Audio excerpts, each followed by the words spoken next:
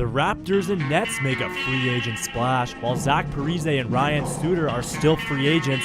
And be careful next time you attempt a peace sign. All that and more coming up on The Good, The Bad, The Teskey.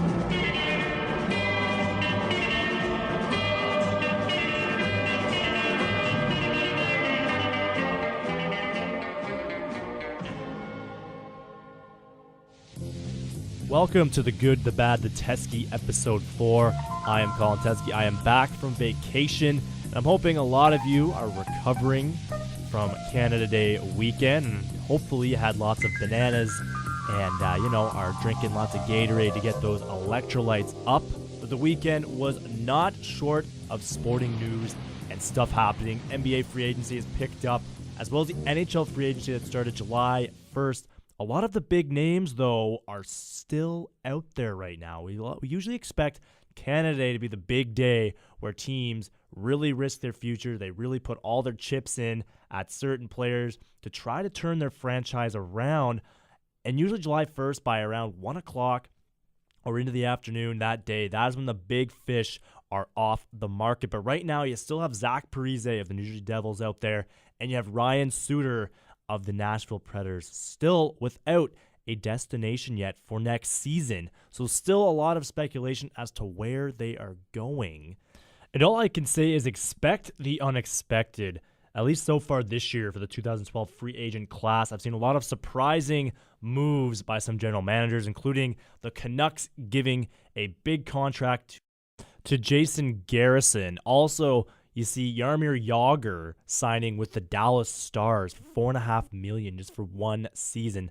That shocked me. I thought he would stay in Philadelphia, but again, that seems to be the sort of theme this offseason, and it's been weird in that sense that two of the biggest names, Parise and Suter, have not been signed yet. A lot of the speculation was that Detroit would be the front runners to get Ryan Suter. They gave away Brad Stewart to the San Jose Sharks, making room for him. They've also gotten rid of Yuri Hudler, who signed with Calgary. So it looks like they're clearing up space to sign either Zach Parise or Ryan Suter. But again, I feel like if Detroit was the top destination for either Parise or Suter, they would have already signed in the Motor City already. I feel like that's what would have happened. But now it's, 3 days into free agency. None of these guys, or both these guys, have not signed anywhere. And I have a feeling there's this big rumor coming out of Minneapolis. Oh, Minnesota, this time you've gone too far. Oh, Minnesota, what you trying to do to me? That Parise is really in the mix to sign with the Wild. And the Wild are making a strong pitch for Zach Parise, who grew up in Minneapolis. And Zach Parise just got married as well. He has a fiance he's got to think about. And I'm thinking he might go back to his hometown in Minnesota. Again, pretty solid team. Minnesota got off to a very solid start this season. They were first place in the West at one point, and they have some solid pieces there. So they're not far from being a playoff team and a team that can make some noise. And I really think that Suter and Parise might want to team up. They might be like a package deal. And that's why I think it's taken so long for these guys to decide where they want to go. Ryan Suter is from nearby Wisconsin, so I think they're both kind of feeling that it's not about going to a team with history or, let's say, a team that they know that can win right away. I think both of these guys, they're a little bit different cases. I think Parise is thinking hard about where he wants to live and where he wants to spend the rest of his career. Nothing against New Jersey. They have a solid team. And again, they have a lot of history on their side, but I feel like if he wanted to stay back in New Jersey, then he would have signed there before July 1st. Oh, Minnesota, you're frozen to the core. Yeah, so watch out for old Minnesota in all of this free agent frenzy to maybe be a serious player for either Parise or Ryan Suter. Again, Ryan Suter wants to be a number one defenseman. He doesn't want to be in the shadow of Shea Weber anymore, and he's expecting big bucks in the process. A KHL team offered him $200 million to play over in Russia. So I'm expecting him to sign for something around those lines. Not $200 million, but maybe a 10-year deal worth $100 million. Something along those lines. I think he feels he is worth a lot, and he can demand a lot of money with this sort of subpar free agent class. But we're still going to have to wait a couple days to hear back from him and see where he, in fact, signs. But on the other hand, in the NBA, there have been some big signings, including the Brooklyn Nets signed Darren Williams to a 5-year, $100 million deal. This has a lot of ramifications around the NBA. First off, the Mavs, who were interested in Darren Williams to try to give Dirk Nowitzki that one final shot at winning an NBA title, they are now out of the mix, and they are going to have to look for a point guard. And rumor has it they're going to try to bring back Steve Nash and pair him with Dirk Nowitzki for one final time. Now, that has a domino effect up here in Canada on the Toronto Raptors. Now, the Raptors have been seriously pursuing Nash now. They want to get him, finish his career in Canada. And the Raptors made a big splash today. They signed Landry Fields from the New York Knicks. They got a 3-year deal worth $20 million. He's going to be making roughly $6 million in change over the next 3 years. And if you don't know Landry Fields played for the New York Knicks, was also a big player for them a couple seasons ago. He was such a big, important piece to the New York Knicks, they wouldn't deal him to the Denver Nuggets for Carmelo Anthony. He was that important to them. And his role has somewhat diminished since Carmelo Anthony came to the Knicks.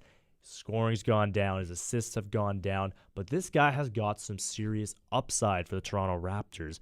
And the reason they brought Landry Fields in was because he was also rumored, now try to follow this, he was rumored to go to the Suns in a sign and trade deal for Steve Nash.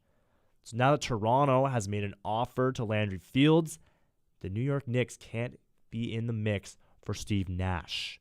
So Toronto is still going to be in there. They're still going to be fighting to get Steve Nash, but they're going to have to compete with Dallas. And you know Dallas is going to go after Steve Nash, and they're going to pursue him because they know that Dirk Nowitzki is long in the tooth and doesn't have too many solid years left. And they got to go for it now, and they can't wait around and try to rebuild with Dirk Nowitzki there as their front and center guy.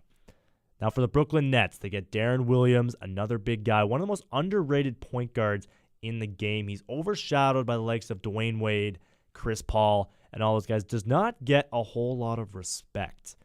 Now in Brooklyn, he's definitely going to get some love, man. It's a basketball hotbed. It's going to be a great place for Darren Williams to play basketball over the next 5 years. They've gone out, they've got Joe Johnson on the team now, and now they're rumored to be after Dwight Howard. And Dwight Howard, who continues to really burn a hole in the Orlando Magic organization, has now said he will only accept a trade to the New Jersey Nets, handcuffing the Orlando Magic. And this deal is probably going to get done now because he wants to pair up with Darren Williams and make his own big three to challenge the likes of the Celtics with Ray Allen, Kevin Garnett, Paul Pierce, and Rajon Rondo, and the Miami Heat. So this could be a serious team now that's moving to a new city, that loves basketball, and that can compete in the East right away now with Darren Williams, Dwight Howard, Joe Johnson at the Brooklyn Nets have, and they could make some noise now. This is not a team that's going to be a 7 or 8 seed. This team could easily finish in the top 3 in the East and go far. You know, instantly, Darren Williams has got pieces around him, and he's going to make them better. No offense to Jameer Nelson in Orlando, but Dwight Howard was never really surrounded by clutch players and players that could get on the ball as well as Darren Williams can. Plus, you add a guy like Joe Johnson, who has been clutch for Atlanta the last couple years, and the Brooklyn Nets have got a real solid team for next season. So some strange news that are coming out of the CFL today. I don't usually talk about the CFL on this program, but this news is so bizarre and so strange that I feel like I have to take a little bit of time to talk about it. The Alouettes just signed former South Carolina quarterback Steven Garcia, already been placed on the one-day disabled list for doing the peace sign, just for putting his 2 fingers up. He is on the one-day DL. I read it in the Montreal Gazette today, and they didn't even go into detail of how he hurt himself doing the peace sign and stuff like that. I'm guessing it's just too strange and too wacky that I don't even want to go and elaborate on it. But I'm just wondering, how do you honestly injure yourself just putting up 2 fingers? Like, are you putting them up too fast so they catch on to someone's arm bracelet or something? And I don't even know. I am even dumbfounded trying to think about how this happened. It's almost like taking life advice from Pac-Man Jones. That's how dumb this is. How dumb this sounds, to me at least. Anyway, tune in next time to The Good, the Bad, the Teskey. We'll be trying to get this program out as much as possible these next couple days. So tune back next time for more on the wide world of sports. I'm Colin Teskey. Have a good one.